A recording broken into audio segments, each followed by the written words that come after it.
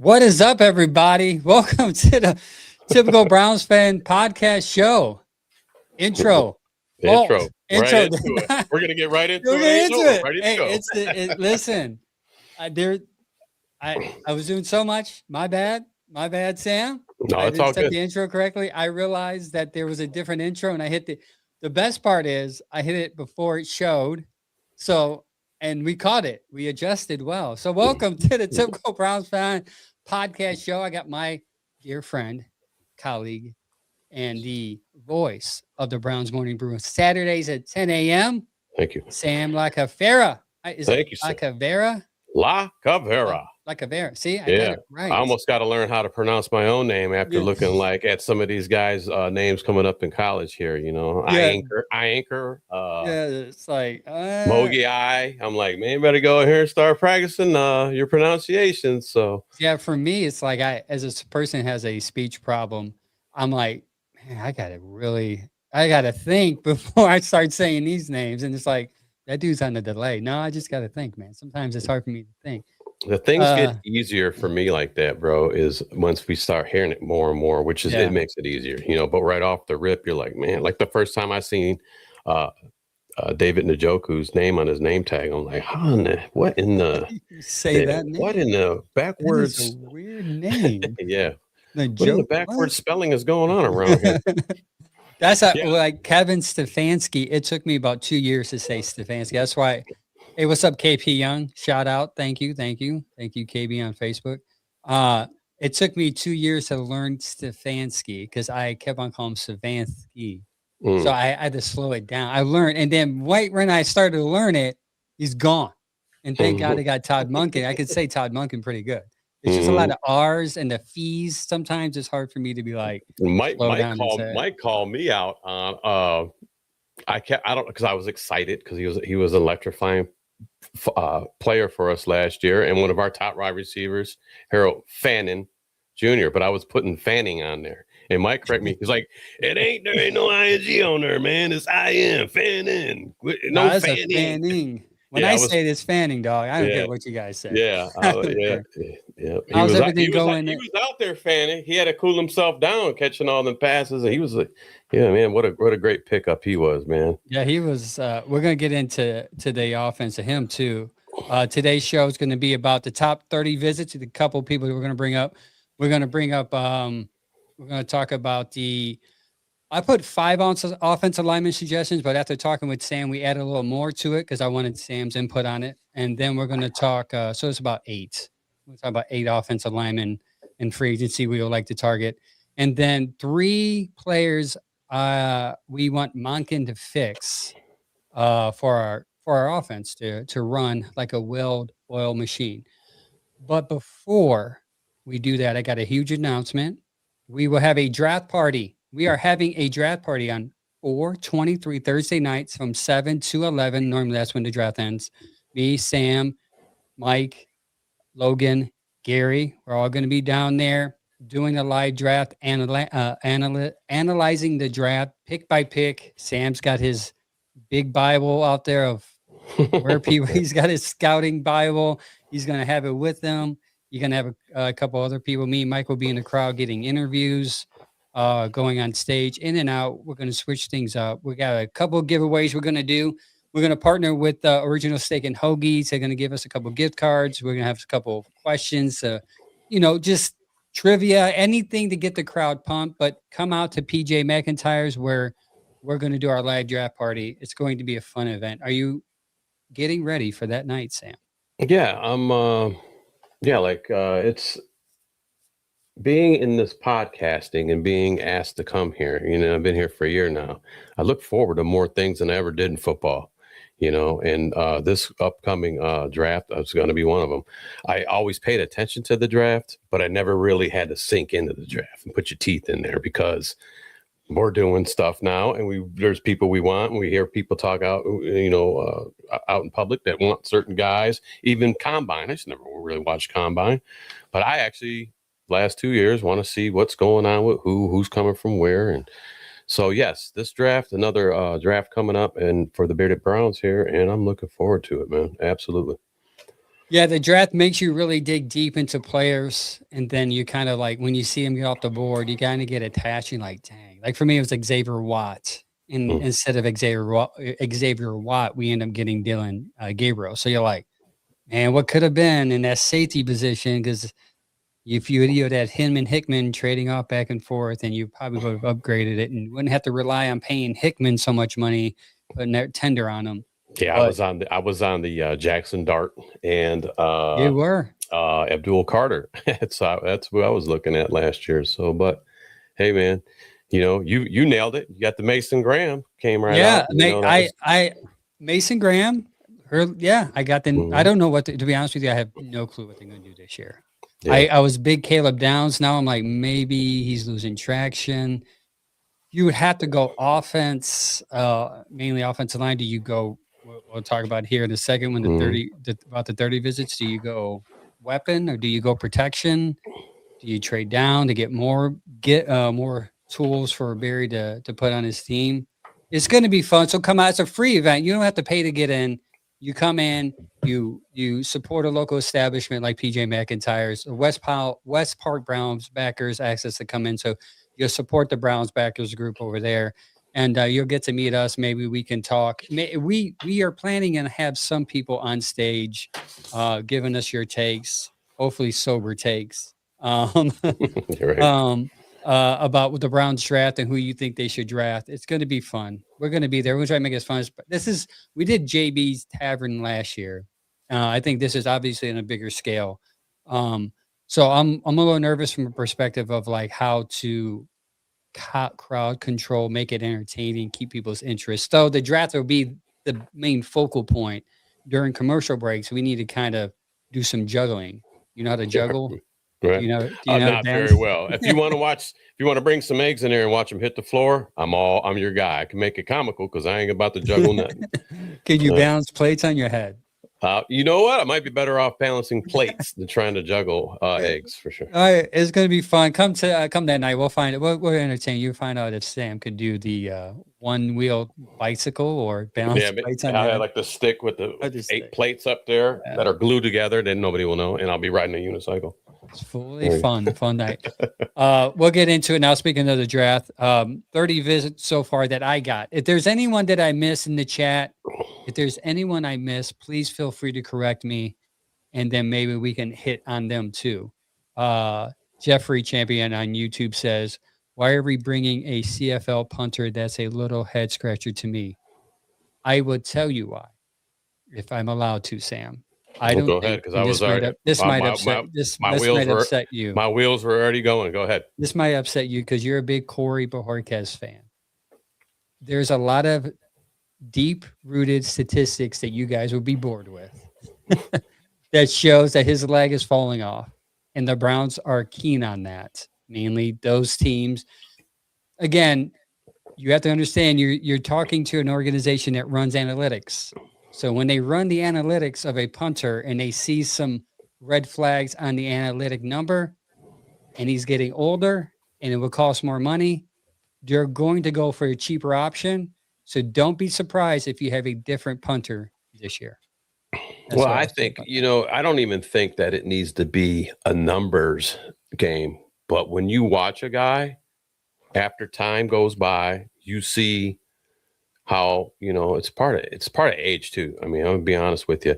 You could probably see a guy not being who he was before, and for kickers and punters, it's the leg. That's their moneymaker. That's their, so if they're seeing something, because I know that he was up for free agency and he has not been signed or nothing yet. So there's the head scratcher. I mean, if he's And not going to be, they didn't tender him either, like they did no, Smitty. yeah, and no, they didn't. So that, it looks like an open job position there. But I am glad they did something with Smits. So I got one out of the two, so that's good. Yeah, Corey Bojorquez, I think I was looking up how many times he has punted the last couple of years, and it's a high quality. I think the last 2 years I he's believe it. top 5 in punting. So you Hmm. have to look at it from like a pitcher perspective. Like how many more pitches does this pitcher have before his arm blows? And Hmm. you can say the same thing about Bojorquez. And they've seen the dip in his numbers. And it'll be too boring to dig deep into it. Like surface level, you look at some numbers, like he's pretty good, but deeper rooted, there's problems for him. Again, and he was injured just like Jeffrey. He was injured all year last year, so I don't think his leg is falling off. The problem is he's injured. And as you get older, what happens, Sam? You start getting injured. Injured. I went into the knee doctor, to see knees, and I'm just wear and tear from construction work for 30 years. And the knee doctor looks at me and he goes, he touches the left knee. Me or you talking about it earlier. I'm like, oh yeah, right there. He's like, oh yeah. I'm like, yeah, don't do that again, man. He's like, right there. Oh yeah. And I'm like, don't do that again. And he's like, have you fallen or twisted your knee in any time in the past or recent? I'm like, no, why? He goes, I think you have a meniscus tear. I'm like, how do I get a meniscus tear? I don't have no meniscus tear. I'm not doing running no 40. I'm not cutting in the field. There ain't no 40s going on. There is no 40s going on. Speaking of 40 times, let's get into the top 30 visits so far. Carnell Tate. We're going to talk about him first. He was in for a visit.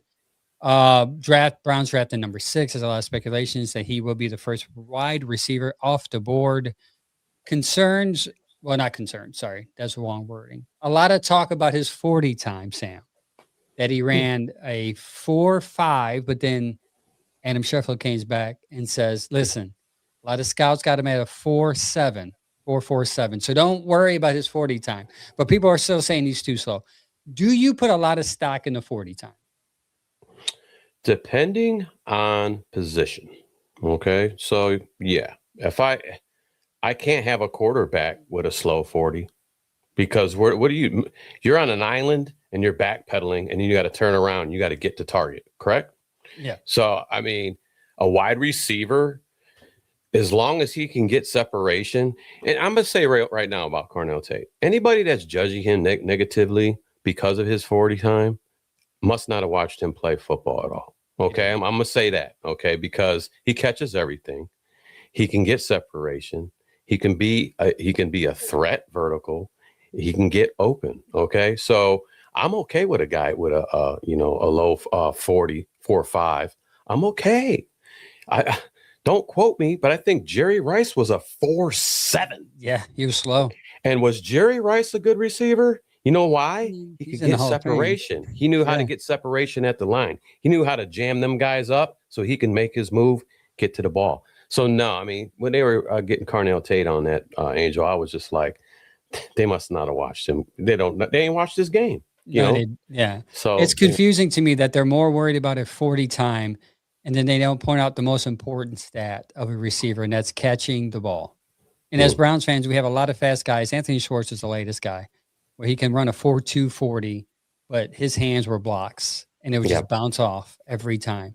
So I would be, even if he comes back at his pro day and he runs a 4.5 still, I wouldn't care because Carnell Tate does not drop passes. Like you said, he finds his way to getting open, soft coverage, zone coverage, whatever he seems, and he's a deep threat. There's a stat that I said on Tuesday and get to write down that his numbers beyond 20 yards is insane. His catches, I think it's like 135 catch rate, 135% catch rate, 20 yards or more. So you want that guy on your team. And the thing is, a lot of pushback people are saying, well, is he, I guess we can get into this question. Is he a legitimate number one wide receiver? Because what helped him was the attention on Smith was able to allow him to get open. Now that the attention's on him, is he going to get open if he's double covered? You're saying because of Jeremiah Smith being over there. Here's my thing. I think he's going to be the first wide receiver gone. I think it's going to happen early, and I'm going to tell you where I think he's even going. Okay. Something's telling me, I like to say unpopular opinions, but that's fine because, this is my opinion. So I think he goes at 5, and I think he goes to the Giants. I can see that because can you imagine him and Neighbors and then Scatterboo coming back if he comes healthy? Right, man. So they need another guy over there, as well as, we need a guy too. So, that's where I'm at with that. I think that he will definitely be the top receiver to get pulled first. And I think he'll go at that 5th position to the Giants. It'll be interesting to see if he doesn't, he's there at 6, what the Browns do. I know they need wide receiver help, but they also need, we're going to get into it here later, offensive line. So are they going to value a right tackle who possibly will eventually turn to guard because his arms are too short, or is he not big enough? There's a lot of things that are going to happen there at 6 that can happen. It's going to be exciting to see at draft night. The second receiver that came in for a 30 visit was Jordan Tyson. All the metrics on him are amazing. Tall, lanky, he can get open. His catch radius is humongous. But there's one concern, Sam, that he has. And what is that concern that you and probably most Browns fans have? I touched upon this a little bit on Saturday, and there's been some, reels that go up. I pay attention to that type of stuff. It's his injuries, bro. I mean,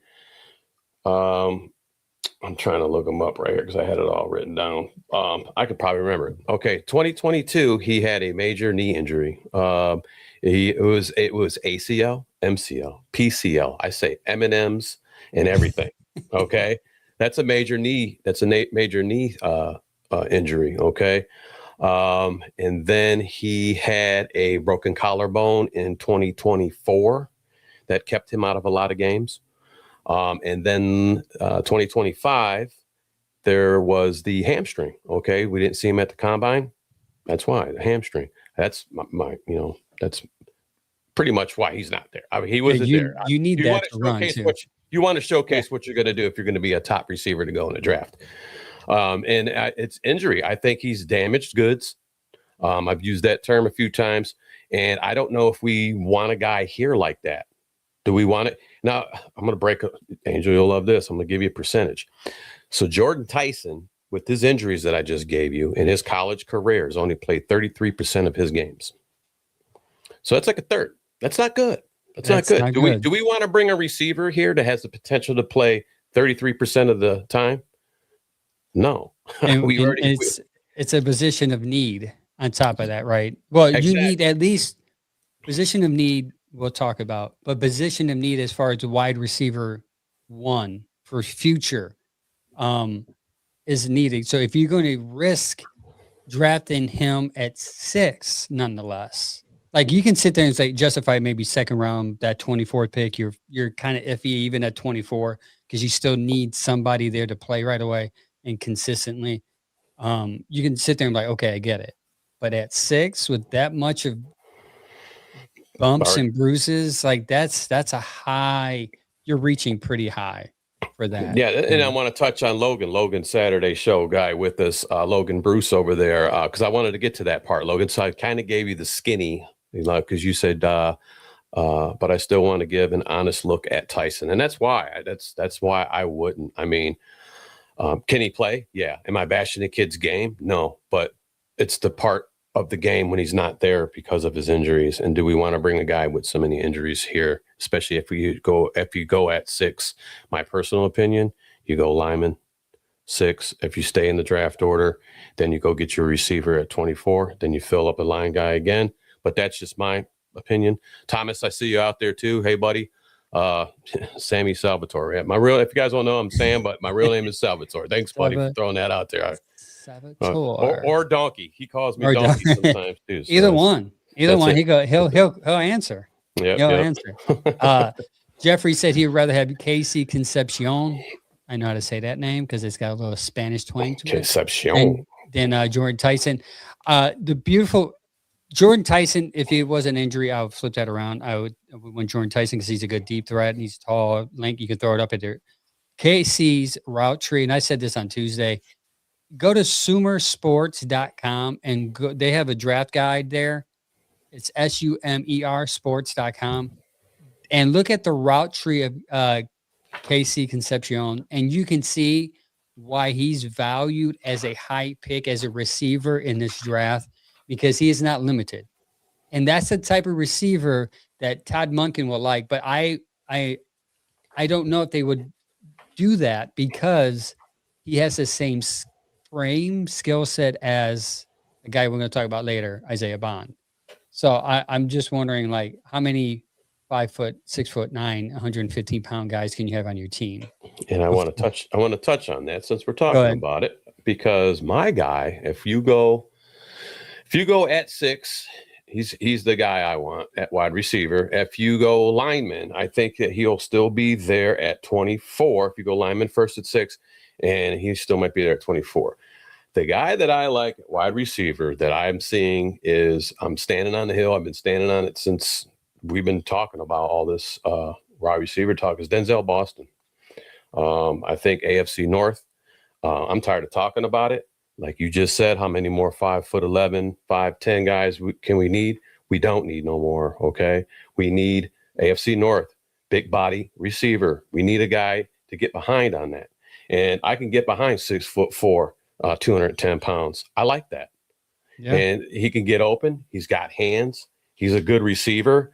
I don't see his name getting brought up that much. And a shout out to James Frank, because, I got love for you, but I know you're a Makai Lemon guy. But my turn off with Makai is being short. And then you can say, man, but his game is this, his game is that. But I think we need that taller guy now. If we can get him a taller bodied receiver, do it now. Let's go.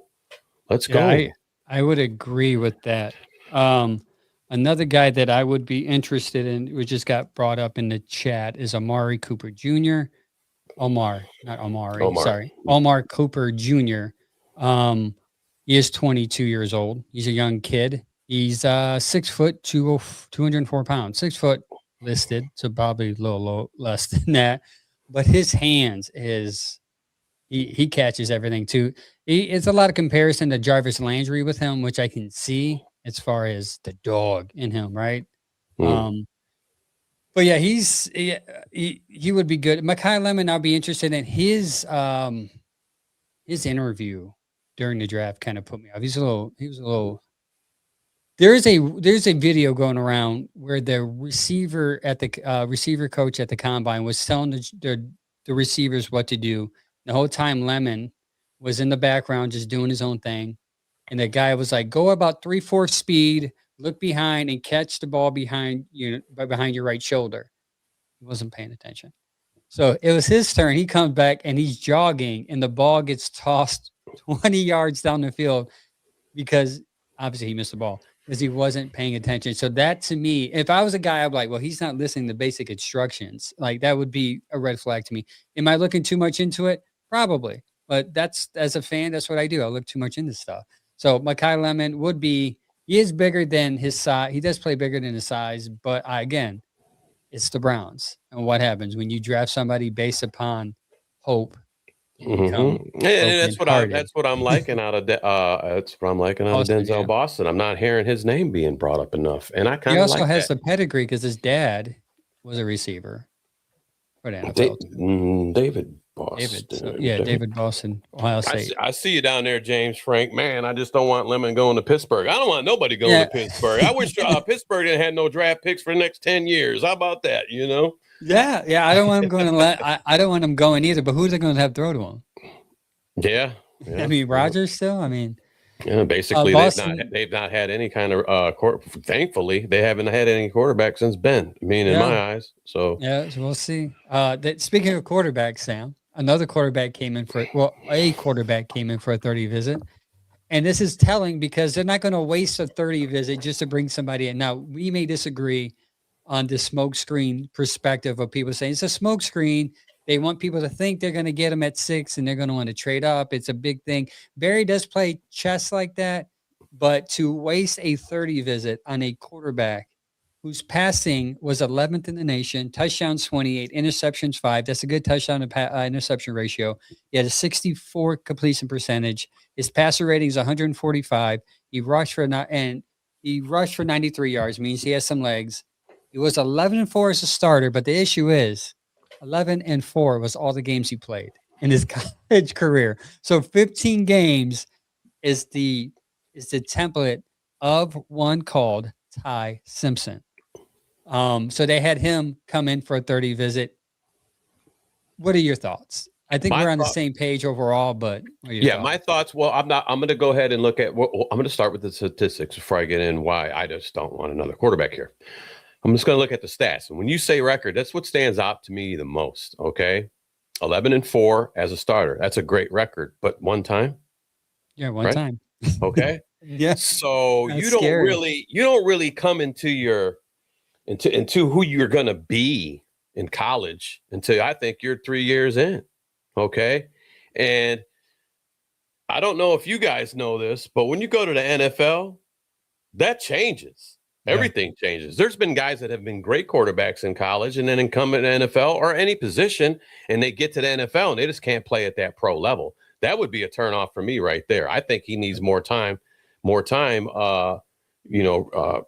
developing himself, there. So, and then besides that, I just don't think that this draft, I really don't think after we drafted 2 quarterbacks last year, I don't think we need to be drafting a quarterback this year. I think if you are serious about wanting to start a rebuild here, we started with new staff. I mean, Monken's brought in 29 new members. So that's going down. We need to address this rebuild line. Yep. You don't go out and get a quarterback because he's going to have to go faster than not. That's why I see maybe a smoke screen being put in, because sometimes Barry might want to trade back to get more pieces to this puzzle. And like you said, it's kind of hard to believe they'd bring a guy in like that just to say, smoke and mirrors, but they're not going to tell him that. But there might be a team out there that's looking like, man, the Browns just, they drafted 2 quarterbacks last year. They might just go ahead and they're dumb enough to draft another 2 this year. And there's going to be a team at 8 and 9 and 10 going, man, we could really use a guy like that, and then there might be some talk. So that's not a possibility. Yeah, they're like, well, why would they draft Ty Simpson? Well, it's the Browns. That's why they would draft Ty Simpson. I agree with Jeffrey. I'm very, to an extent, I'm very intrigued by Ty. I'm very intrigued by Ty Simpson. I am worried about 6 foot, 208 pounds of him, smaller guy. I am intrigued by his traits as a quarterback. You put up pretty good numbers in SEC. That says something about it. He had a great 8 games where he was, and a lot of people will probably push back on this, but he was going head for head with the Heisman, with Mendoza, sorry. And obviously there's an injury that happened, shoulder and rib, that caused him to dip down in his stats and his play. But he's very intriguing. The only thing I'm concerned about is I thought he should go, like we both agree on the 15 games. Why didn't he go back this year for at least one more year? That's telling. Maybe he thought, I'm going to get outbeat by the guy behind me, so I might as well go in the NFL now and get paid. And he probably would have got paid more though, staying in college, getting another, like say hypothetically, go to Miami because Miami pays their quarterbacks $5 million in NIL for a year. Do the Carson Beck thing. You also take a chance though that he might not even be able to repeat what he did that first year, and then you got no chance. So also too, like, who did he have on offense in Alabama? See, when you ask that question, outside of Bernard, who's probably a second round pick, that's it. So if he put up numbers with just a guy who's coming out in the second round, I'm just speaking as somebody, as a Brown, who thinks thinks too logically, thinks analytically too much. They see, well, he only had this much talent in Alabama. He still put up these numbers. He did get hurt. It kind of fell off a little bit. If we can pair him up with Monken, which there's a connection there, maybe not this year, but by next year, he'll be good because he can develop behind Shedeur, because I don't know if Watson's going to play this year. We'll see. But sure, worst case, Shedeur and Watson and the next guy. Yeah, I'm gonna put it in layman's terms real quick for all my blue collar guys out there. I'm thinking of construction. I've been doing roofing. I always bring up these guys like, here he goes with the roofing stuff again. But I'm not tooting my own horn. I'm just saying in general. So you could take any type of trade that's going to do some type of work to your business, home, house. Do you want a guy that came in and said, hey, he was a good roofer, he's in his first year, he's got a lot of potential? Or do you want a guy that's been doing it for 30 years to say, hey, I'll give you the bid. Here's how it's going to cost. I'm going to hit you right down the middle. I'm going to keep it 100 with you. I run into this and this because I've been in the business for 30 years. Your particular situation might require, you're going to get more out of a guy that's got more experience than you take a shot on a guy that's only. I wouldn't want somebody fixing my commercial building that's only got 1 year experience in roofing, even though he's got a lot of potential to be a great roofer. He ain't a roofer yet, to me, in my eyes. So he's not. He's got a lot to prove yet to me. Yeah. Yeah, that's the scary part. You're bringing in, can he end up being like Anthony Richardson, which I think they're two different prospects, because Anthony Richardson, people knew he was going to have to work on his accuracy, but the Indianapolis Colts took a chance at him, drafted him high. Ty Simpson seems to have the accuracy under control. It is the lack of proof, like we both are saying, that is concerning. Not only that, the lack of proof at 6. Like, you're going to draft them at 6, only 15 games, and you need an offensive lineman. You're really taking a gamble. You're at the roulette table in Vegas, and you're saying, I'm putting my whole farm in on this one roll, And Jeffrey says he didn't have much help from offensive line either. I'm going to go ahead and say it. Neither did Shador in college, and neither did Shador when he came to Cleveland. So I get what you're saying there, but it worries me of his experience at the quarterback situation at just the college level. Now you're coming to the NFL. It's a whole different ballgame. It would be interesting to see if they are targeting him at 24. It's a possibility. I mean, the Jackson Dart thing, trade back up to the first round in the 30s, and you get your offensive lineman, you get your receiver, and then you trade up and you get your quarterback. That could be a scenario where, but then again, Pittsburgh's sitting there, so you don't think they're going to take another gamble at a quarterback? If the Browns grab another quarterback early like that, I'm going to lose my That is why you need to come to draft night at PJ McIntyre's to see Sam's expression if that happens. Okay. I'm going to lose it, man. We're in a rebuild, man. We're in a rebuild. I agree with you. I agree. Offensive line, so we can have any quarterback we put back there. Right now, what we had is going to be hot garbage because of our offensive line. Come on, ladies and gentlemen. I know you can get on board with me with that. Do not take a gamble on a quarterback, please. No, I'm with you. We agree to that as of right now. We'll see what happens this year with who we have or who we might even bring in here, maybe from free agency or whatever, how that works out. Maybe having a third string guy coming in, veteran backup. There's going to be the Shador, the Watson competition, and seeing how all that lays out. And then if it doesn't work out this season, going with Shador or whatnot, then we're looking at next year. Definitely I can get on board with drafting a quarterback next season. This season coming up looks bleak. Yeah, we're going to talk about how to fix this offensive line to help Shador out here in a minute, so stay tuned. Next up was R. Don't know why R is in front of his name yet. I was told there's a reason why. R. Mason Thompson, edge from the Oklahoma Sooners, came in. This is a little confusing to me why they want an edge rusher to come in for a top pick, unless the rumors of Myles Garrett is true, where they're looking to trade him, because Myles has not yet talked to the team. I'm talking, this is my podcast on Tuesday.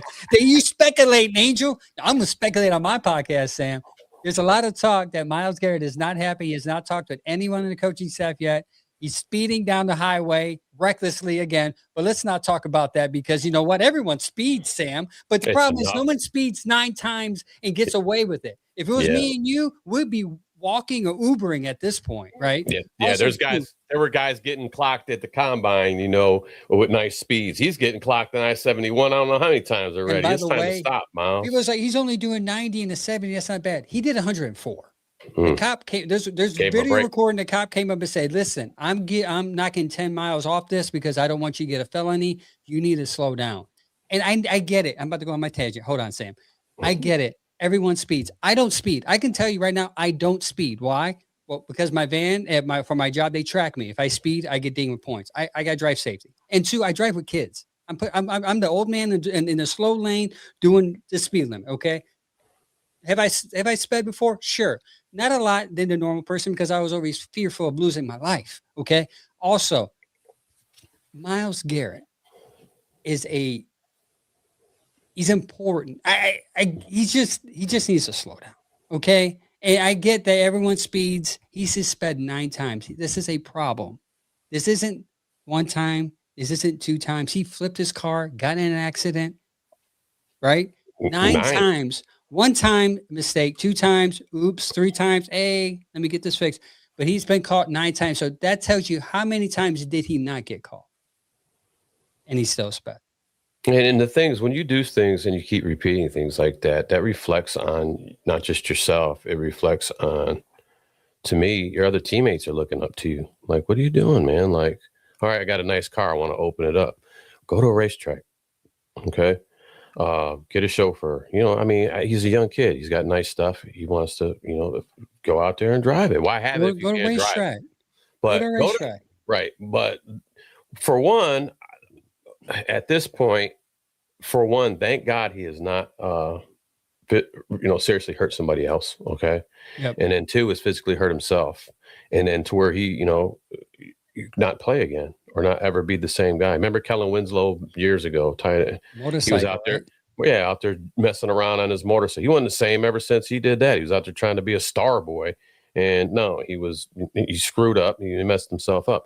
Don't do that stuff, man. Yep. You're in the limelight and you gotta take accountability for things like that, so the young guys that are in there are looking up to you. And if they happen to get in some type of trouble, they're going to want to talk to the guy that's been in it, but been past it, that's moved on from it.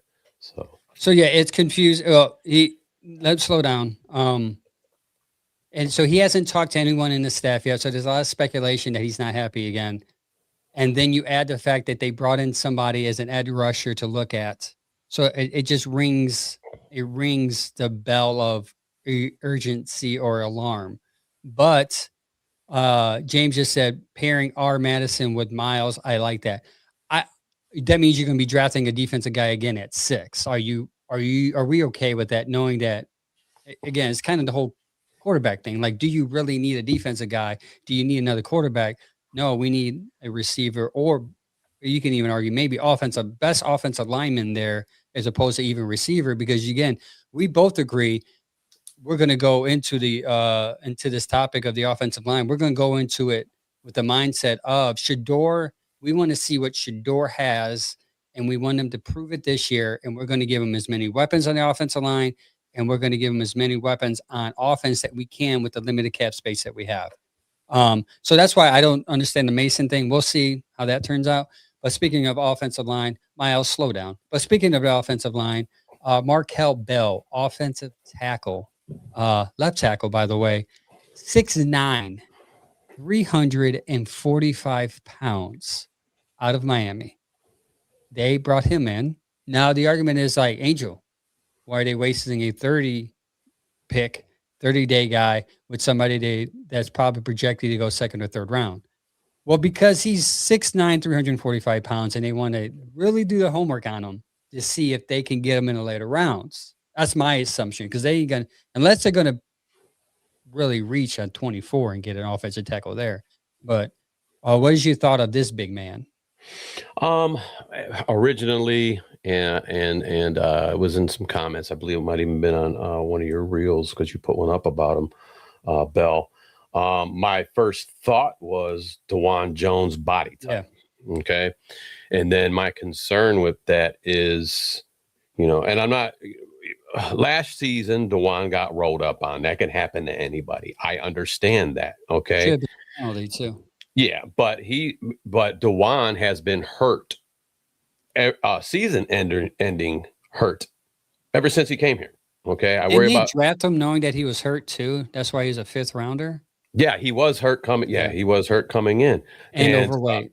Yeah, and then that's my next thing, Angel, is okay. So we and I like DeJuan Jones. He is T.J. Watt's daddy. Believe me, I love me some DeJuan Jones, but I want a DeJuan Jones that we can get a season out of. I haven't seen that yet. That's what scares me about these bigger fellas here. Now, I don't know much about Bell, so I'm not going to sit here and dog on the man.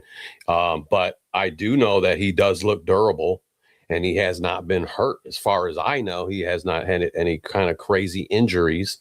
And I think that he will be able to you might be able to push him into a guard situation. You might be able to keep him on the tackle side, and you might be able to squeeze him in. Or like you had said earlier, Angel, what a great, in and out maybe for a Jones and a Bell at the same time. But that's a whole different thing. But I just worry about bigger guys like that and injury, and then keeping in shape. Okay, like Dwan Jones coming into training camps, overweight, looking sluggish. Last season was his best coming into training camp in his 3 seasons. But every season we've had him, he's been hurt. Yeah. And Markel Bell, they say his development, he has to focus on improving mobility, flexibility, and technique. All that you need to be a left tackle in the NFL, you need to improve. But they had him in. I wonder that Jen, your wife, said Dunker. I wonder if they're going to bring him in. I like him a lot. He's a guard, though. I think, isn't he a guard? No, he's a right tackle. That's why. Right that's tackle. the one thing. That's the one thing that I don't think with the addition of Titus Howard coming here, I think it kind of switches up that if you go at 6, that offensive line slot. I think you're looking. A lot of people have that left tackle from Georgia Freeling going as high as 6 now. And his stock went up from the combine. That kid, he's a beast. But like real quick, man, I know we're all invited time and everything, but when you go ahead and you pick a guy up like a right tackle, okay, in free agency, why would you go get a right tackle at your first pick? You're not. If you could still get a lineman, but a left tackle, maybe a guard, maybe, but I can't see you doing a right tackle. I just can't see that happening. Yeah, that was my argument even before. Yeah. Later down the line, after that was my argument even when they didn't get a right tackle in free agency. Howard, I was like, are you okay with and all the scouts are saying that both of those right tackles will eventually may need to move to guard if they don't work out. So you're telling me you're drafting based upon hope him being a right tackle, and if not, worst case, he's going to be a guard. So you're going to be drafting possibly a guard at 6. To me, that was an iffy pick to begin with. So I'm with you. I think them going for a right tackle kind of gives them options, either receiver or trade down. Or we could be surprised they can go with the defensive guy again. I mean, Andrew Berry shocked the world. Well, didn't shock me. He traded down and got a defensive guy last year. And they value defensive tackles a lot. And they value defenses a lot. So that's something to keep in mind. But KP Young, I see down there. Bell in the 4th round could be a steal. Yeah, I could see that. We could see that, definitely. Yeah, you would have to work on you have to get Warhop on his ability to move, get that. But that's why you pay him. You pay Warhop the money to do that.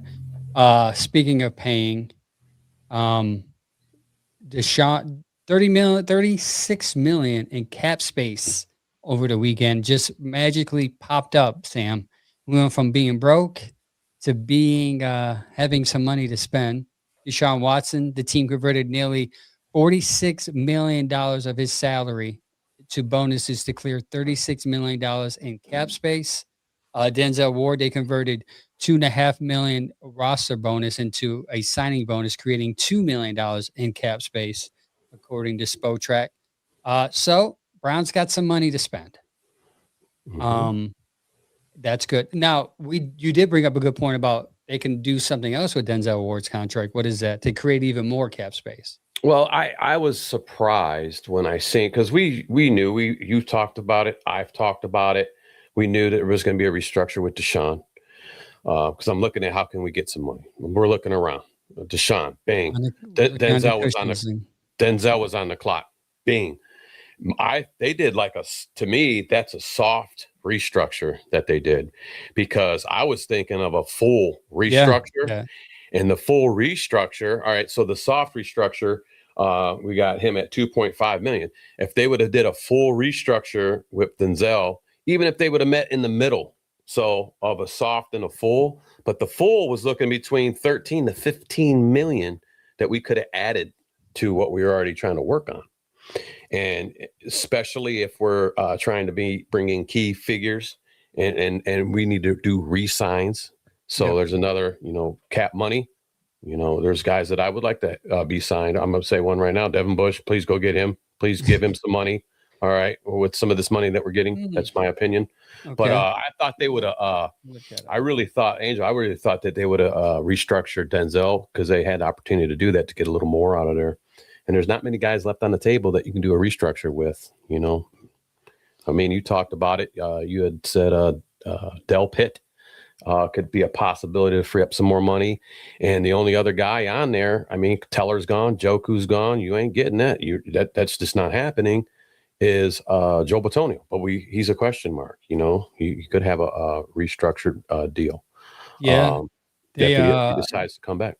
Spotrac has Bush at 3 years, $26.69 million contract. That averages out to about $8.9 million a year. That's probably the low end. That's market value. If you want to, I think he would come back. Yeah. I think he would want to come back because he found success in this defense. I think he wants to continue to succeed. Unless he gets more money, he's like, listen, I got as much success I could get. Give me the money now. I'm good. Money talks, then you already know the bull stuff walks, man. Yep. So that creates a lot of some money in the cap space. They'll probably do more restructuring to hope, like you said, to get into Denzel Ward's contract to create more space. We're going to get into right now how we can fix the offensive line through free agency. And then next week, I invited Sam back after free agency. And we're going to talk about how can we fill in the holes on the offensive line via draft. So that's the plan. So when we bring these people up, some of you guys will have different people in mind. And it's okay to say it. It's okay to disagree. This is a safe place. No one's going to get run off. Okay. But these are the names me and Sam compiled together. I also have the projected monies that they will make. Now, the projection is always lower. If you're the Browns, you always have to pay more. That's something to keep to think about because you're the Browns. Not a lot of people want to play with you. And the thought process behind this is me and Sam want to see what Shador has. So we're going to do whatever we can right now to improve the front to give this guy the ability to become at least, what do you think, Sam? At least top 15 type of quarter. Like there's no jokes about it. There's no qualms about it. People don't like QBR and that's fine. But his stats were pretty much bottom of the stats when it comes to starting quarterbacks with 5 or more games. Can he become can Monken make him at least, would you be happy with a top 15 quarterback out of him? Yes, absolutely. I mean, who in their right mind wouldn't? I mean, we're looking for a guy here, in my eyes. We've been struggling with this since '99. We talk about it so much. And then there was the Baker, and then it's just been a handful of guys coming in and out, in and out, in and out. We're tired of it. Tired. It's exhausting. Yeah. It's literally exhausting. We need to finally set somebody in stone. And I think that if he gets the proper things, like you said, we got to get him shored up with this line. We got to get protection. And then, now we'll see how it works out in training camp. Because don't forget, everybody, Shador got thrown into the frying pan, as did Dylan Gabriel, in my eyes. It's my opinion. You don't like it? That's okay. You got your opinion. But I think your own podcast and say it. Yeah, there you go. Yeah, and I'll still be cool with you. Yeah. They got thrown in the frying pan too soon. Okay, that's just me. And I think that also I would say Shador a little more in a frying pan just for the sake that no first team reps in practice. And the offensive line was a lot worse than when he played a game. It was Teller going. I think I heard his cadence like once or twice. Honestly, yeah. I don't know. That's tough. And that's what got Teller in trouble, by the way. Yeah, well, you threw him in a tough spot. Yeah, well, I like as a Browns fan, I like transparency. Yeah, me too. Hats off to Teller for speaking up. So yeah, man, it's just tough. Like we said, I think we're going into a new dome. If anybody hasn't heard, they're already digging a big hole over there. $65 million hole, by the way, just for that. 65. And I would like to have something that looks pretty good before we go in there and take home and plant roots. So, yeah, I want to hit a couple of these comments real quick before you go in there. Jeremy said, and this is something I did say on Tuesday when it comes to Livingston. is that he has the ability to kick inside because he has played right guard. So I wouldn't want us to limit him to tackle only, because if they can get a right guard, they can move him over to right. A right tackle, they can move him over to right guard. And then and he's a good run blocker. So he has flexibility. And I think that's what they valued. And that's why they signed him to that contract right away. I think Chad was like dead set on him playing guard. I think they may think I think they got him because they wanted the ability to have an option. And they say, if we can't get a tackle, we can keep him at tackle. And if we do get a tackle, we'll move him to guard. There's versatility there. And I think they valued that. That's why they paid him the money. Havana says Miles is going to have more points on his driving record than the offense scores with Shador Sanders. At that rate, you are Come not far on, off. my guy. Why are you throwing shade at my guy Shador like that? Let's go. All right, let's get into this offensive lineman talk. This is probably why you guys are here for, not bashing Shador Sanders, poor kid who came off the bench basically and with limited reps or whatever excuse you want to put. The first guy we're going to talk about that we would love to bring on. So the first guy, we're going to start at the center position. The first guy is a dream guy that me and Sam would love. We don't know if it can happen, but everyone's favorite, Tyler Linderbaum, right? 25 years old, center position. Run PFF was a 83.7. Now, this is a concern for me, Sam, that no one is talking about because they want Tyler really bad, is that his pass rating on PFF is 63.4.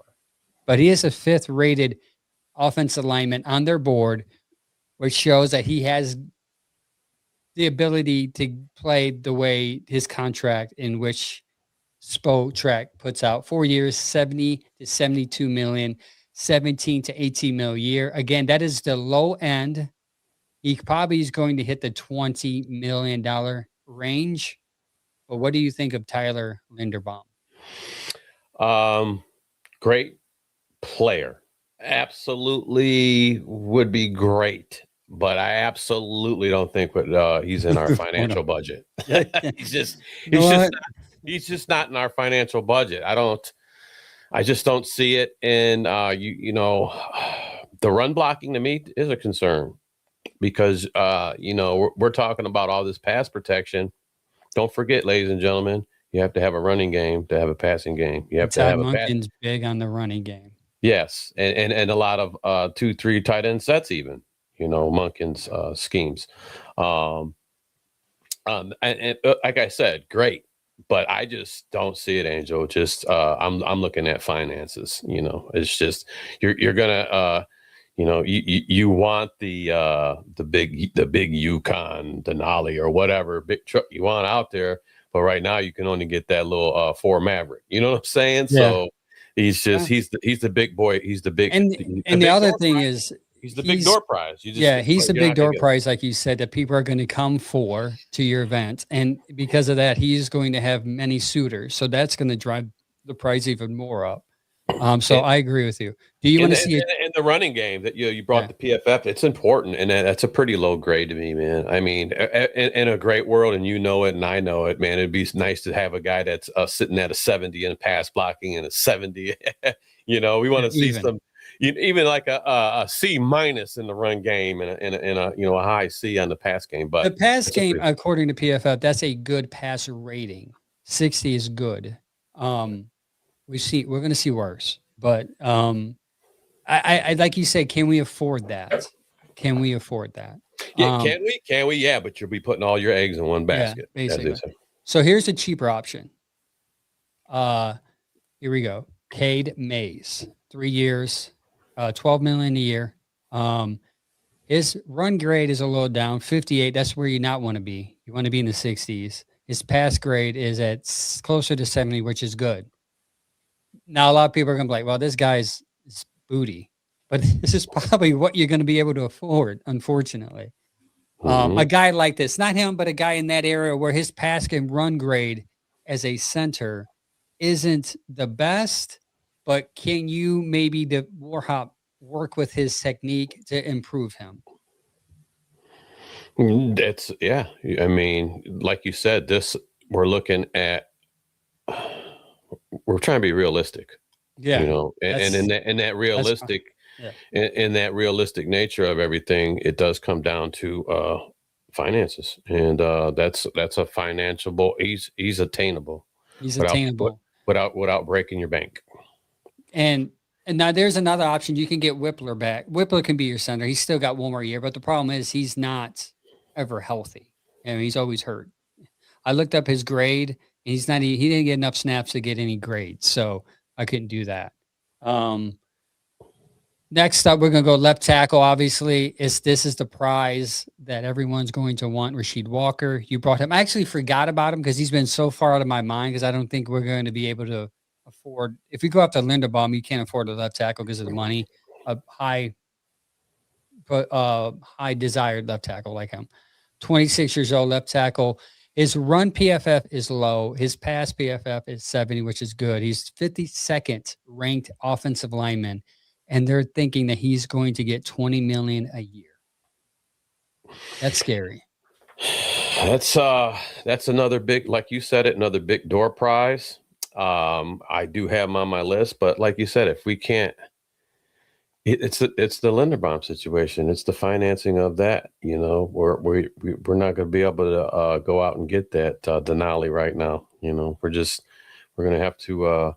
We're looking at maybe I'll upgrade it from a Maverick to maybe like a 4 Ranger. Okay. Yep. So that's where it just seems like too much of a high dollar tag.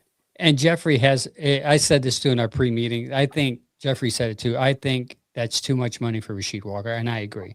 Now, the problem is, though, you'll see a trend here. If you've already seen it already, there's a couple of tackles that already been signed for in the range of like 15 to 18, and they're just okay. Okay. And now people value this guy because his pass blocking is pretty good. And they did, to be honest, I don't know why. They think he's going to be good.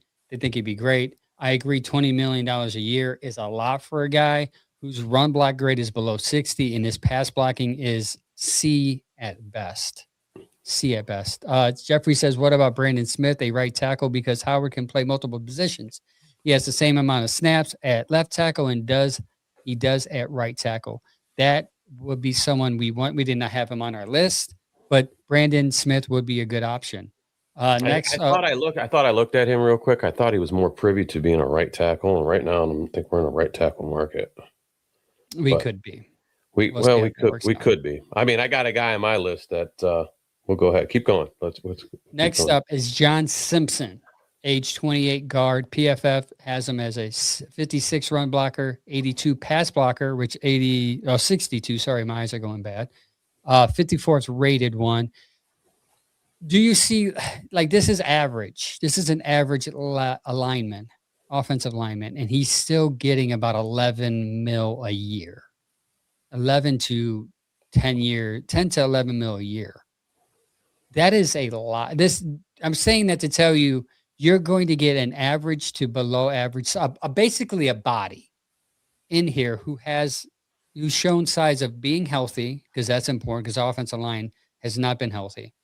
But you're going to get a guy in here who's shown to have good health. You're going to have to pay $10 million to $11 million for on the low end. And that's scary.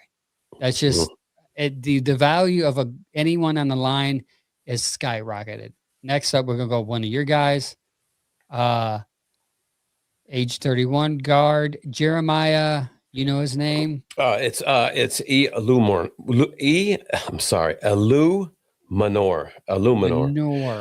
Illuminor. Now, I like this guy. Okay. The money range to me looks good. What do you say? Yes. Okay. 8 a year. And what I like is this dude is nice. And what I mean by nice, he's versatile. He's a veteran. Okay. That can play both right tackle. And he was moved to left tackle, and he can do both and be just as good at both. But he can also he's also played right guard, so he's a nice versatile veteran tackle, and he's played for many different teams too. So I mean, Ravens, Patriots, Raiders, currently with the Giants. So he's played for different systems. He's done a lot of. He's been around the block. And I think if you're going to draft, like we talk about drafting some of these young guys in here, I think this is a kind of guy that them younger guys can lean on also, just because he's versatile and he can try to show others how to be that versatile and then how to adjust and do things here. I think that, and he's in our price range.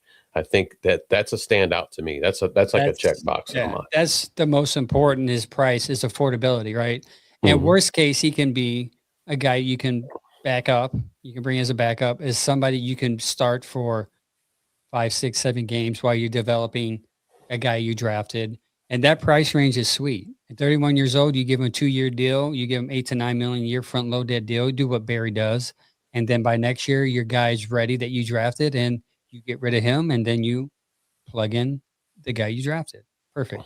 Earl the Man Booth on Facebook says, looking for an offensive line. Don't leave out the guys from the CFL. I wonder if that's a joke, because did not look at anyone from the CFL. Canadian no, I see where he's got. I don't think he meant it as a joke. So sometimes we get some CFL guys over here that are trying to get into the NFL. Ralph Holly. Yep, I'll bring up Ralph Holly really quick. Unfortunately, it didn't work out here for Ralph, man, but Ralph's back with the Argonauts and he's doing his thing. And you do get some of those guys from the CFL. So Earl Man Booth, I see what you're saying there. Maybe I need to do a little homework. I mean, it's something to look into. The NFL is enough for me right now, but no, I'm just joking. But CFL, oh, for sure. There's guys over there that can be talents. Next up, you dip into the rival of the Pittsburgh Steelers, and you get Isaac Seumalo. Seumalo, 32 guard, 32 years of age. He's a guard. Run grade's good, 68. Pass grade's even better, 78. He's the 12th rated PFF guard. You can get him, according to Spotrac, for 9 to 10 million a year. That's the low end. So I would say between 12 and 13, you probably can land yourself a nice, very well-rounded guard. And most importantly, you take him from your division rival. So that adds to the value, in my opinion. I would say he's the second check on mine. I'm talking about, Jermaine. We just talked about him, and then I'm checking off Isaac here, man. We're checking him out. It's in the price range. That's in the price range. Like, you don't want no one above 11. You're flirting with 13. You're kind of like, we're going to have to take out a loan for you, guy. Let's not forget, we have a first round draft picks this year. And there are offensive linemen that are going to come out of this draft that are plug and play. Yes. And where we're sitting, we can get one of them plug in plays. Okay. So, I mean, what better way to get in a guy like this, or even like we said, Ilamonor, Jermaine. Those are the type of guys that I like. And like I said, it's a veteran presence. And they can help these guys out that we bring in. We've been talking about we need some young blood here on this line. So let's go. I agree. Next up, we have Kevin Zeitler. You may remember that name, Browns fans. You are correct. He did play for the Browns for 2 seasons at guard. He had a pretty good couple of years here. PF, he is, to me, somebody that they should really, I know his age is 35. And we tend to don't lean toward that age group. But run grade, 70. Good. Pass grade, 75. We just talked about the balance in which his run and passes. He's good at both. You want that. That's like the perfect grade for what we need, for sure. Yeah, and you give him a 1 or 2 year deal, 18 mil for 2 years. You give him 9 mil, depending on like his age. You want to front load that, do whatever Barry does. But I think this would be, to me, a logical, perfect get for the Cleveland Browns. Like we talk about in the money range, you only keep him around for a year or two. You're not committing long term because of his age, but he's going to offer you playability right away. That's valuable to what our point of doing all this is, to see what Shedeur Sanders can do with a clean pocket, and if he has grown throughout the season, to see if he's going to be your quarterback this year. That is the point of us talking about this offensive line the way we are. That's what the point of talking about the offensive line any Browns fan should do, is root for the guy that's on your team to be successful. By that way, next year, you ain't drafting another quarterback because he's already in the system and he's learning and he's going to grow. And then you can just draft talent around him. Yeah, I want to touch on him real quick too here. He's a high pass blocker. He's durable. Okay, that's another thing. It's very durable. He brings an immense experience to the line, and that's been proven because he came to the Titans' revamped line, and they helped them out immensely. And what are we doing here? We're rebuilding. So who would you like to have? You got a guy that's already had to do that in Tennessee to a revamped line coming in.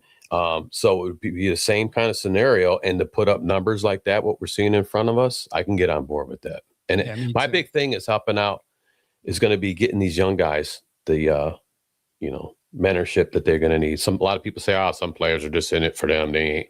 Well, you're trying to be one cohesive unit, so I would think linemen want to make other linemen better. And if not, they can learn from afar. Hey, Zenter did this. They did this during Europe, so you're learning from afar. That's exactly what Ralph Howley had told me last year about watching Miles play. It's just at a different, a different level, and you learn different things. So yes. Yep.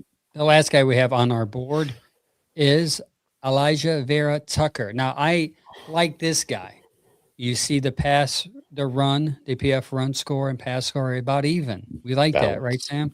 Balance. Issue is he was hurt all last year. So this ranking was for the 2024-2025 rankings. He is 26. He's a guard. He's a free agent, unrestricted free agent. Spotrac said you can either go with a 1-year prove-it deal for $3 to $8 million, or you can go all in because according to the scouting or whatever, he was going to be highly touted if healthy anyways. He probably would have been signed by the Jets most likely if it wasn't for that injury. But if they want to go all in, you're going to have to go with 4 years, $51 million, which is about $12.8 million a year. That is a sweet range there.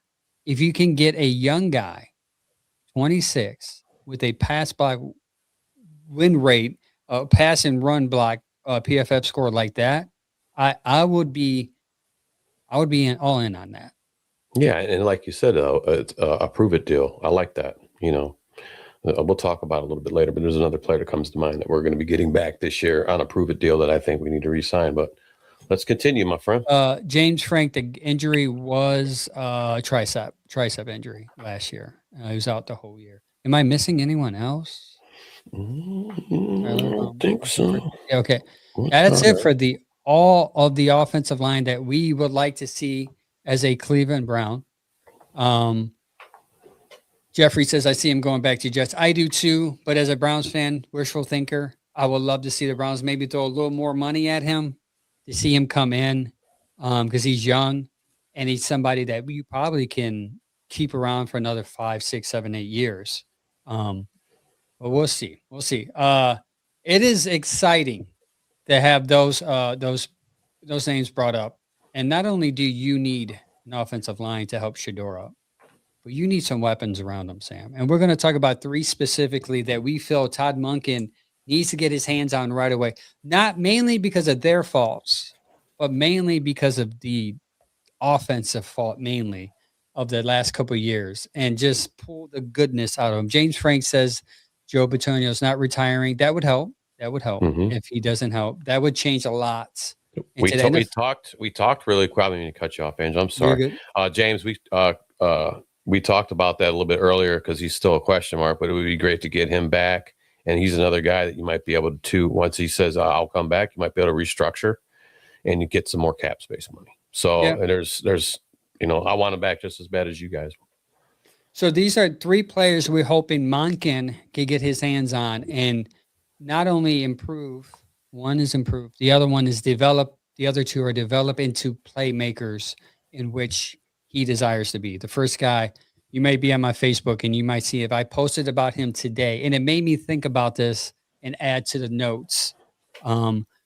As far as guys that I feel Todd Monken can do well with. First guy is Dylan Sampson. Dylan Sampson, I felt was very underutilized last year in our offense. He had one good game against Cincinnati, first game where he was being used all over the field and then dropped out of sight, mainly probably because of pass blocking issues, but that's here nor there. His rushing snaps was 77. He carried it 65 times, 175 rushing yards. That's 2.7 yards per attempt. Not a good offensive line. I think Junkins averaged about the same also. Here's some couple of things that I did like, though. He had 12 missed tackles as a rusher.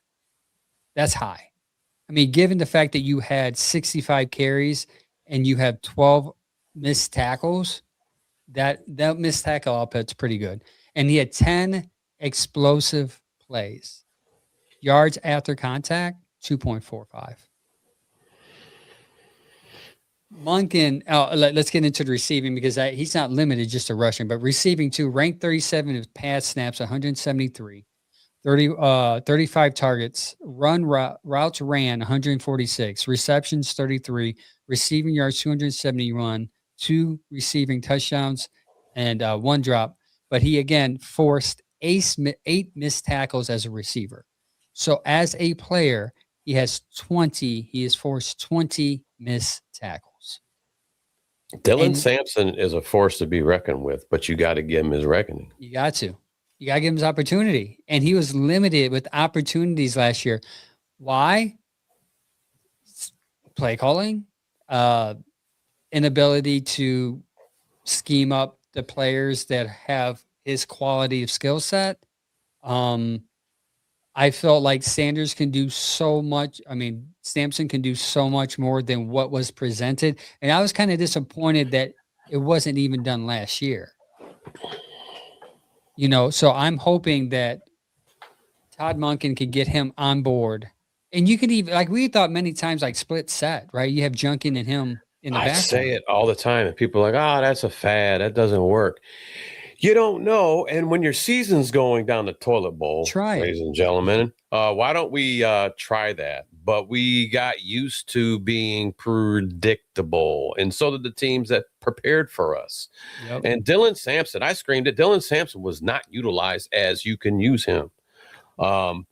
Just really quick, I'll bring up a play. It was Shador. Boom, hits him on the screen pass. You can see the speed that he can burst and take it to the house, okay? Is he going to do that every time? Probably not. But you didn't even try it enough. And then when you keep running on first and second down, up the middle and the inside, okay, with Junkins, whatever, maybe bring in a fresh body and kick Sampson on the outside. But that also takes a pulling line and guards, which we had problems with the line. So we get the line fixed, and we actually can probably definitely implement him better, man. It felt to me his talents were being wasted last season. Yeah. And then that's where you kind of factor in like Shador's growth, right? His struggle was because he's a rookie, and you had Sampson, Junkins, Fannin, rookies out there who were designed to be playmakers. Right. And then Junkins went down, 3 games left into the season. So, I mean, your rookies were playmakers, your playmakers were rookies, and you relied on them so much to make plays. And then you have a struggling offensive line who couldn't block to save nothing. And then you have a rookie quarterback who's learning the game, who's learning, how to read a defense and how to get cadences from players moving and all that. Processing for a rookie, even from a Dylan perspective, is like it's unfair to me to just say, well, he's not going to be good this year. You need to get Monken in on Sampson and see if he can improve, and see what can happen out of his offense. He's all about space, and I think Sampson can work great. You said it, that screenplay. Give him a little space, and look what did he do? Bust out 66-yard runs and 50-yard runs. That would be great to see. Yeah, and two, I'm gonna bring his name up too. He's on the list. Angel too is like, we'll see where he stands because I don't know. But Raheem Rocket Sanders, he came in after. He man, I was looking around. I'm watching the TV. I'm going, where did he come from? I like this. This is nice, man. So yeah. And when he came in at the Junkins injury, I felt like, well, I think they kind of went away with a lot of the running after that. But when he was there, I think it's Cincinnati game, I didn't feel like there was a drop off. Like he was running, he was hitting the hole, he was getting yardage. He was out there to He was prove out there to sit there and be like, listen, I'm here to play. So I'm hoping, I agree with the chat. A lot of people are bringing him up right now, Rocket Sanders. I hope they continue with that three-headed monster because I think you have something special there. And I really think you can have not Samson. Yeah, you can have all three on the field. Put Samson in the slot somewhere, have Rocket and Q out there to see what you can do. I mean, Todd Monken's that creative, and that's part of the issue. We're gonna get into it here in a second. I can't get ahead of myself. Getting too excited. Isaiah Bond is the second person. I would love to see what Todd Monken can do. He had 367 pass snaps. He was targeted 42 times. He caught 18 of those receptions for 338 yards. He had one drop. He had 18 yards per reception. Explosive play. That reads explosive play. Okay. Yards at the catch, at the reception, 4.7. Passer rating when target was a 61%. His average depth of target, my friend, was 17 yards. This guy screams explosive play ability, and we got 0-1. And I can remember was that Raiders game out of him. But Jeffrey's right. Before I go too far, I was about to say his biggest issue is route running. He needs to learn some routes instead of just going straight. Kind of be like grow into a Casey Concepcion and learn some route running to where defense is just like saying he's just going to run straight, put a man on to keep up with him. Yeah, I think we're going to find out and learn some things here real quick with this new regime that we brought in with Monken. Isaiah Bond also coming in, the way he came in here too, didn't get drafted. We picked him up. He was rated at a second round pick, but because of some false accusations made against him, he was off everyone's draft board, and they came in as an undrafted free agent. And by the way, they paid him all the money. Yeah, normally they keep some money away from undrafteds. They gave him high about him. I'll look it up while you talk. Yeah, so the way he came in, he was a gift. I see that as a gift that got dropped into our pockets here into this team. You're going to get a lot out of him. I don't think we even got to see a scratching of the surface of him last year. There was, he's definitely a vertical threat. I do think you could put him on the outside. I do think if you can open up his route tree, I do think you can get him in some slot type stuff or some zag go. You know what I mean? So up and goes. So there's a lot to see left in him. I'm excited to see. I want to see. That's another guy that stands out to me, Angel, that I want to see some more of. His contract is fully guaranteed, by the way, 3 years, $3 million. So they're not, and they give him $53 million signing bonus, 53,000. Sorry, 53,000 signing bonus, and that's Andrew Berry's guy. So if you think they're going to move on from him, and we talked about this a little bit. This is what makes the wide receiver draft thing is a little confusing for me, because if you're going to bring a guy in like Casey Concepcion, or a guy like his size, I think he's like 6'5", 100 something pounds soaking wet. How many small guys can you get on the field? Right? How many small guys can you continue to put on the field to exploit the fast, quick guys? You need a big guy out there also. You can't have 2 or 3 5'9", 120 guys, 189 pound guys out there. And so we see all these receivers like Casey Concepcion, Lemon, who's a little bigger, a little taller, but still smaller. Bernard, who has these small frames, and you're like, man, we need somebody like 220, 6'3", that can just go up and just manhandle somebody at the line. I mean, we'll see though. Monken loves his receivers in space, so that's what's exciting about Dylan Sampson and then and Isaiah Bond. You put them in bunches, you line them up all three. The next receiver we're going to talk about here in a minute, you line them all three up and then one side, and it confuses the heck out of the defense. And you trip or you allow your receivers to kind of cross route, which causes confusion. Somebody's going to get open. Kevin didn't do that. Kevin did not scheme these players up to succeed. That's my point. That's our point of all this.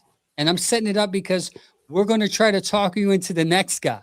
So I'm going to talk you into the next guy by telling you Kevin did not. He every week he would come on and say, "We got to do better. We got to play better. We got to put players in position to succeed."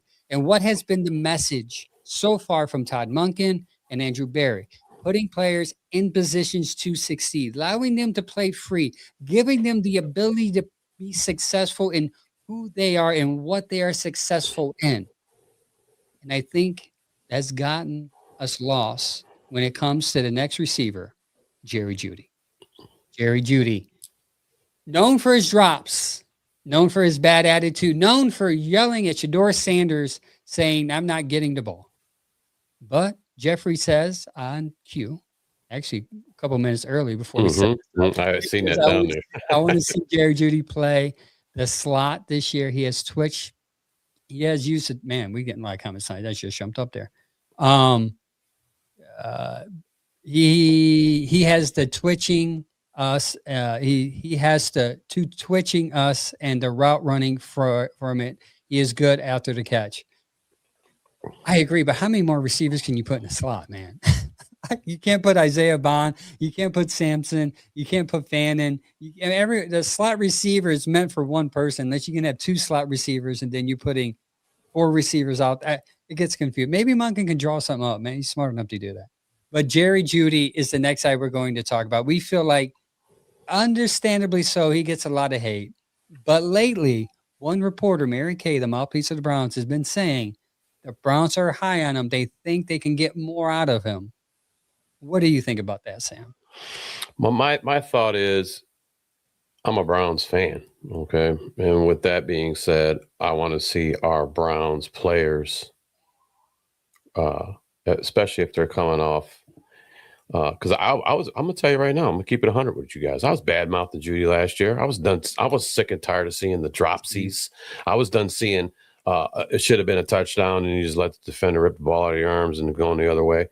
And then the thing is, and then you start getting frustrated with yourself, and you're seeing that because now I'm dropping the ball. Now it's everybody else's fault, and this and that. And you start being that, they call that's the cancer in the locker room. We don't need that. We don't want that. But new coaching coming in, we talk about coaches putting players in positions to win, to succeed. Okay, with Monken coming here, that's going to show to me that, I mean, Jeudy can come back and have his holy awakening. And next thing you know, he's out there balling again, and everybody's going to forget about them drops. Okay. So I'm not, as a Browns fan, I want him to come back and resurrect himself. So I do want to see that out of Jeudy. And he's also that veteran presence that, some of these younger guys need to look up to. And bringing in another receiver in this draft, and I'm going to say it again because I'm going to stand on the hill. Denzel Boston. But Jeudy, going back to Jeudy, he has can be rectified. I think that this coming up, and then everybody, we got to think here, everybody. A lot of us, I know I was tired of I couldn't do Stefanski no more. Okay, I was getting fatigued with Stefanski, and just not changing up the plays, getting guys, putting players in a position. So tired of talking about it. We're going to see a difference here because Monken's going to turn. I have full faith Monken's turning these guys around. And then if he does that, and we see these other guys that struggled to start shining, what's that going to tell you? Well, that fell on Kevin. Quinshawn meant Monken, and he said that it wasn't what he thought it was going to be, and it wasn't bad. He said he said he was used to a guy that barely spoke any words to him and very quiet, being in Kevin. And now he's got Monken's here. He's like, hey, what's going on? Let's get this going. We're going to get it rocking. And for not even playing for him yet, Quinshawn's standing behind him 110%. So we can have players that have struggled come back.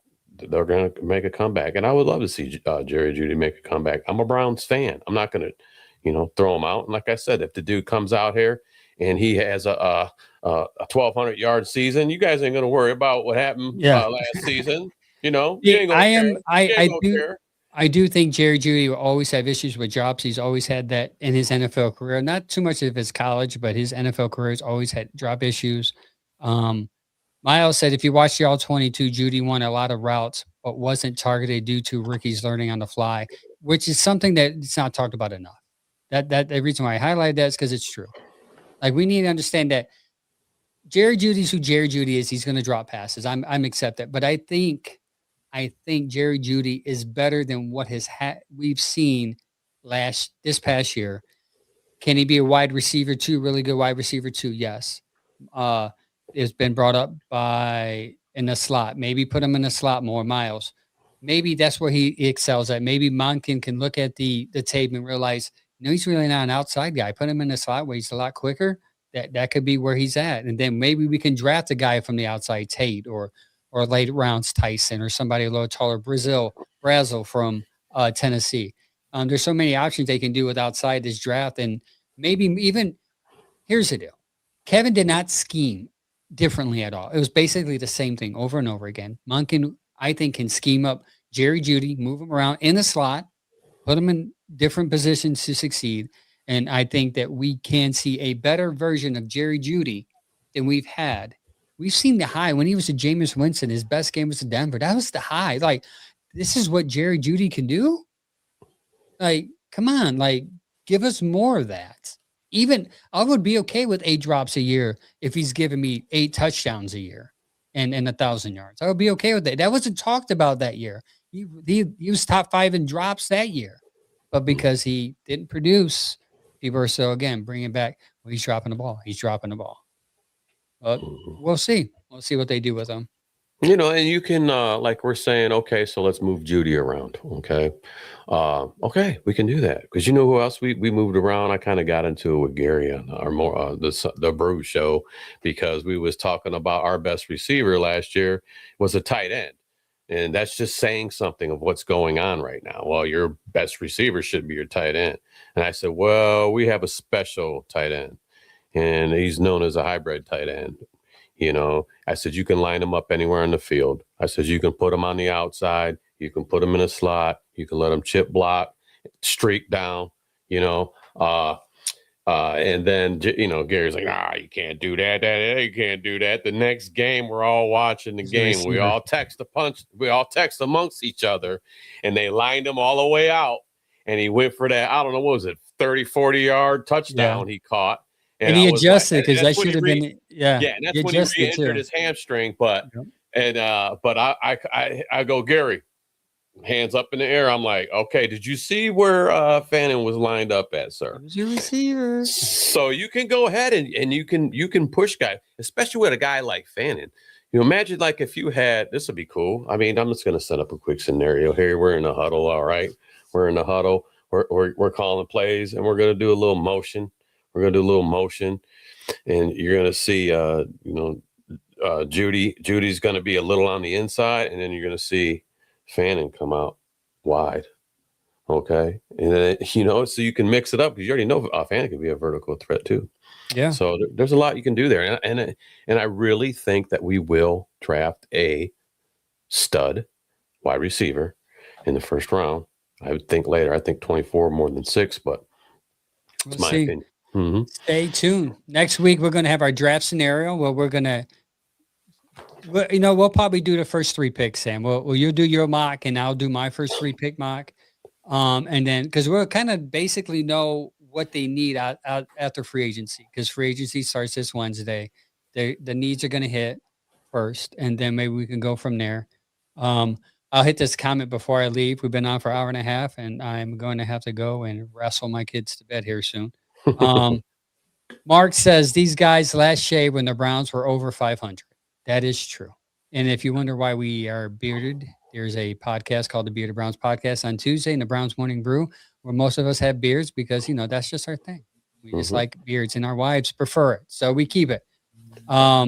There's been a lot of, Jeffrey says there's been trade rumors for Quentin Johnson, receiver for the Chargers, and part of that will be Dylan Gabriel in the mix. We'll see if that happens. I love when our commenters give us live trade scenarios like that. So keep it going. Tune in next week Me and Sam, we're going to talk about draft. Obviously, we just settled that. We'll text throughout the week, Sam, of certain scenarios. Maybe we could do 2 different scenarios where you draft one way and I draft the other. Either way, we'll be here. Look out for the announcement. My podcast is very flexible based upon family needs. So it might be Thursday, might be Saturday morning. Well, not Saturday. Saturday after 10 o'clock, the Sam show at 10 o'clock, Brown's Morning Brew. Thank you guys for tuning in. Thank you for your comments. Please continue to like and subscribe. Until next time, like always, go Browns. Go Browns. Thanks for having me on today, Angel. Appreciate it. No problem.